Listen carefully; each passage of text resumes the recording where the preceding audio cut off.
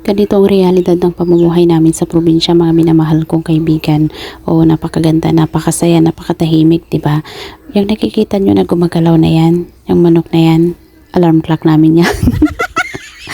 Oo, buhay na buhay ang aming alarm clock, mga kaibigan. Hindi na namin kailangan pang bibili pa ng clock clock clock na yan dahil masisira yan. Pero to, pag nagsawa kami dito, uulamin na lang namin to.